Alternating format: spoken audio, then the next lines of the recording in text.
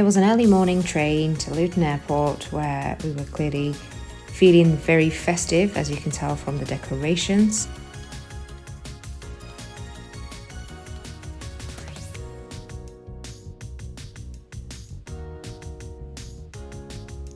Here I'm wearing the Dr. V melasma sunglasses, which I thought would be perfect for the sunny weather in Egypt. I found this book at the airport and decided to read it during the 4-hour flight. Upon landing, we converted our cash and also got local SIM cards and then waited for our taxi.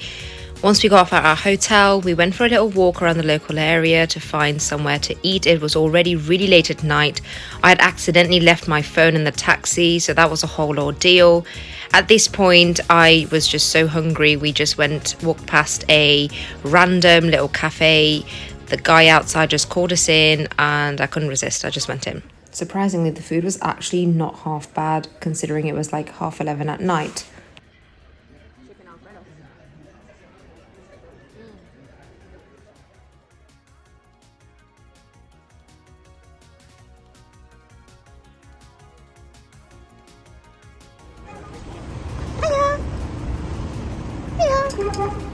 Hi. He's happy.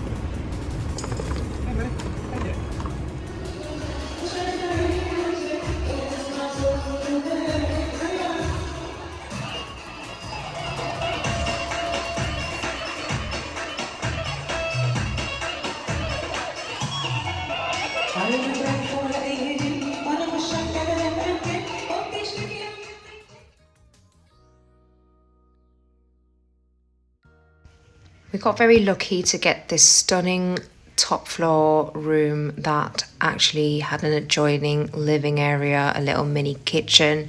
They'd even left us some sweets.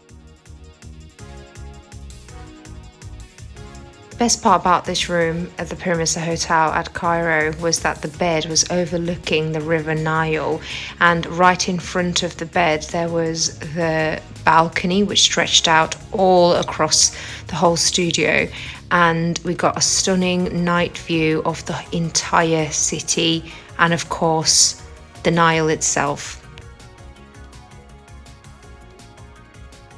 As it was already getting pretty late, it was straight into my nighttime routine. We had an early start in the morning because we had early breakfast. Although we had nothing else particularly planned, we knew we had to book in all our trips and all the activities. I've just woken up to this gorgeous sunlight. We are literally in the middle of the city though, and literally this is the city centre, so pretty busy area. But the River Nile is literally just there. I mean, so gorgeous. And of course, this is literally the dream suite, which we're really actually getting the best idea of what it really looks like this morning with all the light coming in.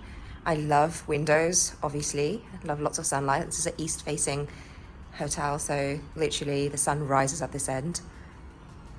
The pyramids are supposed to be somewhere behind us, but there are a lot of buildings here, so you can't really see it.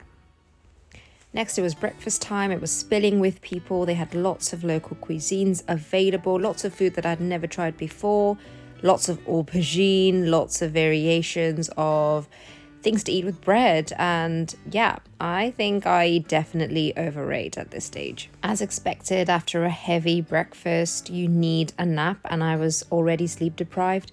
So after a nap, it was straight to getting my lashes done.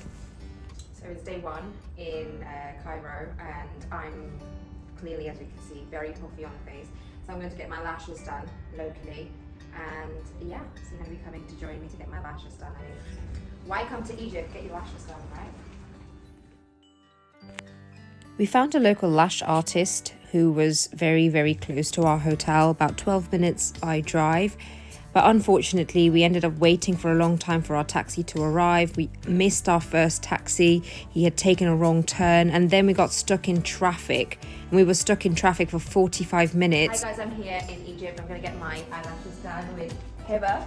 Thank you so much, Hiba, because we just landed yesterday. And I'm really looking forward to get my lashes done. You would be happy. Would you show me a picture you Yes. need to apply for? Is this your first time to do your lashes? No, I've had it done before, but first time in Egypt.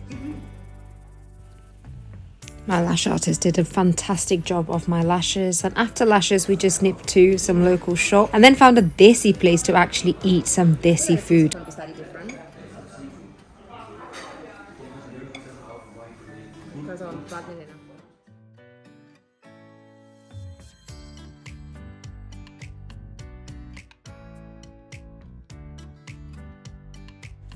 The next morning it was an early start for a sunrise view of the Nile, followed by breakfast, followed by a very heavy schedule. We had planned to go visit the actual Sphinx and the pyramids on this day.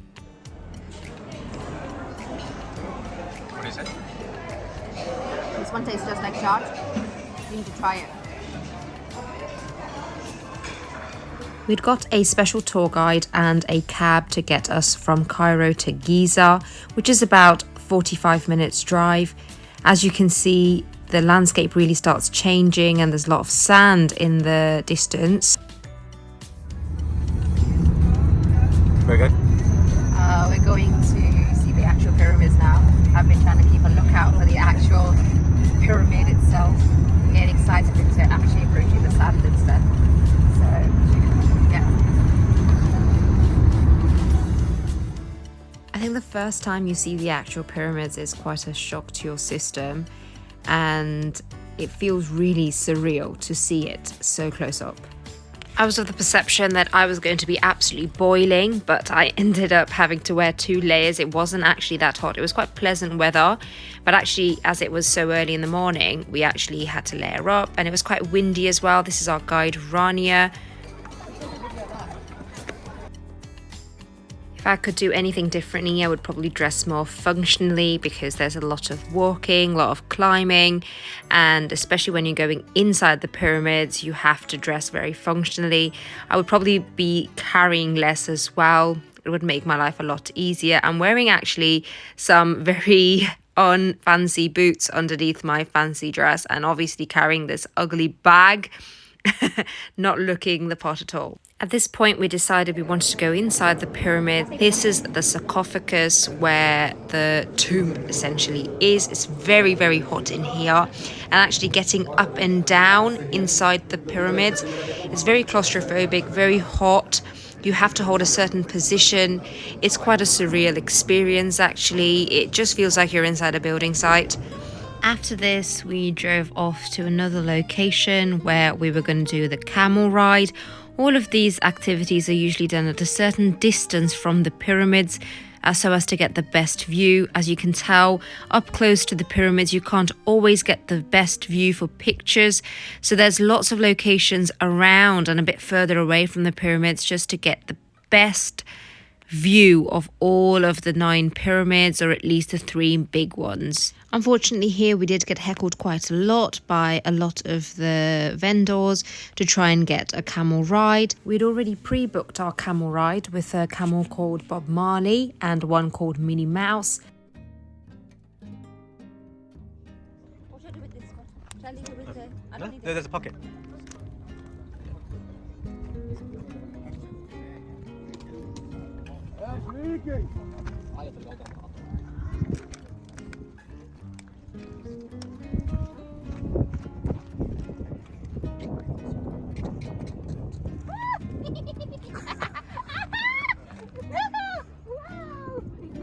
¿Qué pasa?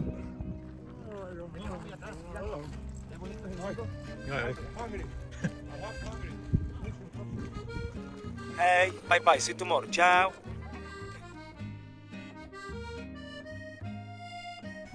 After the camel ride, we made our way to go see the Sphinx. Again, every time we went past the pyramids, we just could not get enough. For some reason, I'd pictured the Sphinx as going to be much bigger than it actually was, but even so, it was still a stunning sight. There were lots of different markets with lots of different local merchandisers.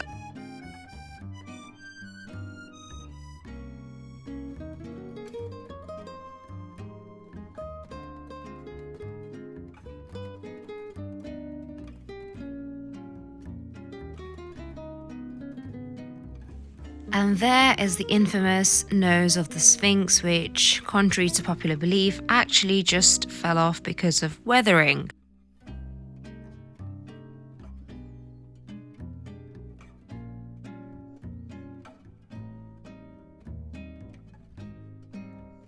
After the Sphinx, it was time for the quad bikes, which was a little bit away from the Sphinx. We got driven by our guide through the less touristy areas of the city, including the settlements and the stables. He took us on a wild ride across the dunes, which made me scream.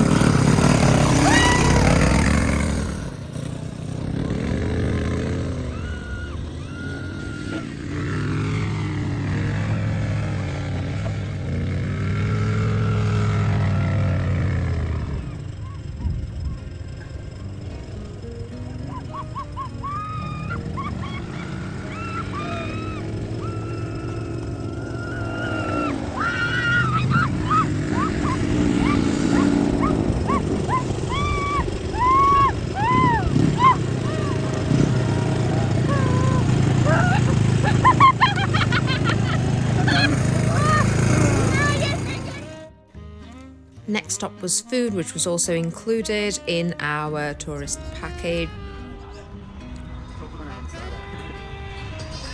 Chicken? Yes, chicken.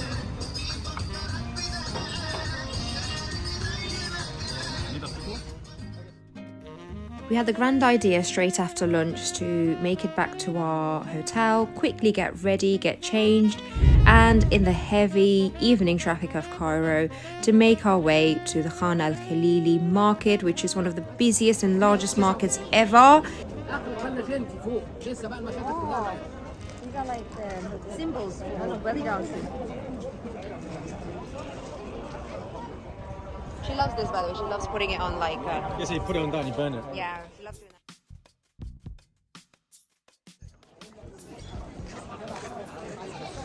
I want to show you what I got from my mum. It's basically a mix of these spices and crystals that you can burn, and it gives off the most beautiful smell. She loves this kind of stuff. Straight after the market, we had a pit stop to get my face and hair PRP done, which took another 3 hours of the day. We got home super late, and this time a beautiful bed arrangement, a lovely cake and some yummy food was waiting for us at the hotel.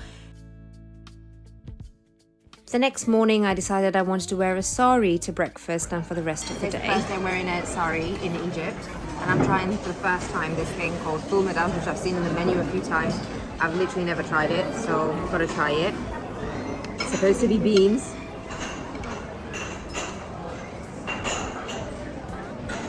Oh, I shouldn't have put salt on it.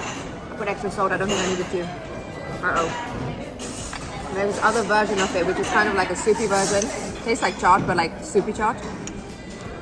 So this one I think is something I have come to like. I'm not sure about this one, I put too much salt.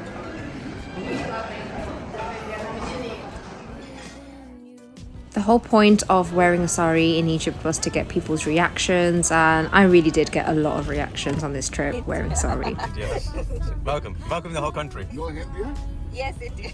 But London, UK. London. Yeah. Go again, people London. Sorry. First stop was the museum, where we went to specifically look at mummies and Tutankhamun's mask.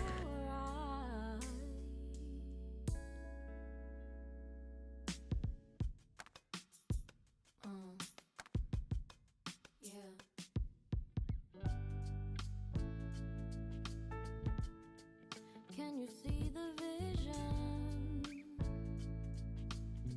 Everything in this world will be okay.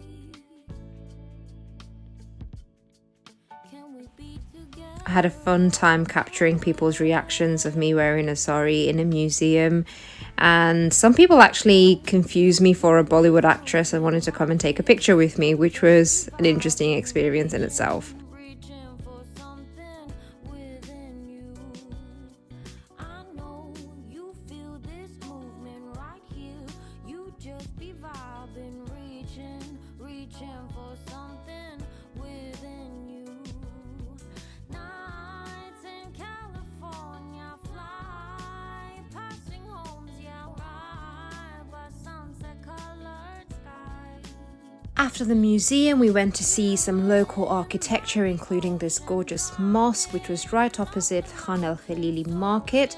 I had to see the Khan el Khalili market one more time before I left Cairo because I hadn't got a proper opportunity the day before. And this time it was during the day. It was really hot and I kept getting called by all the shopkeepers in various different languages, including in Chinese and Spanish. But mostly people kept calling us by Bollywood actors' names and also just India, India, India. And finally, to end the day, we came to do this boat trip on the Nile to experience the sunset on the Nile.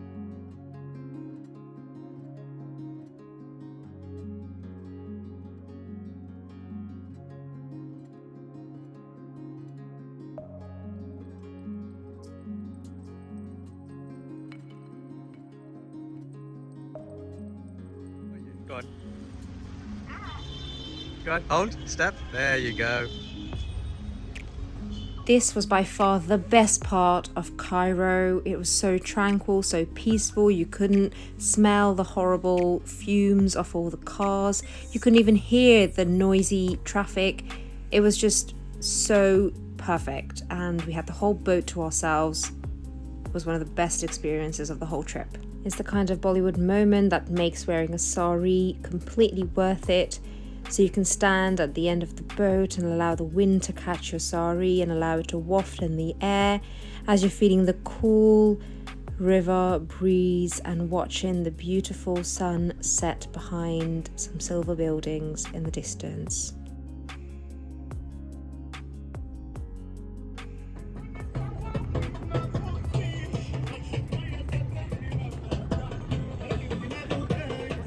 Dinner on the Nile, Desi style. Got an entire chicken, some roti, some rice, and the Nile experience, sunset, on our last sunset at Cairo. In a sari.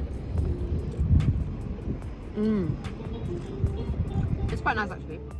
The next morning was our last day in Cairo and we made it a point to specifically wake up to the sunrise and watch it for an entire half an hour as the sun rose. Final day in Cairo, and I've had to eat with my hands. They have like what we call in Bengali begun bhaja here. I'm absolutely obsessed with the aubergine one. But my other favorite thing that I've been really enjoying is this cheese thing. It's really nice. I mean, in a traditional Desi way, you want to eat it like this. But yeah, this roti with cheese is kind of my new favorite thing. Final day in Cairo, and we're going bye-bye Cairo.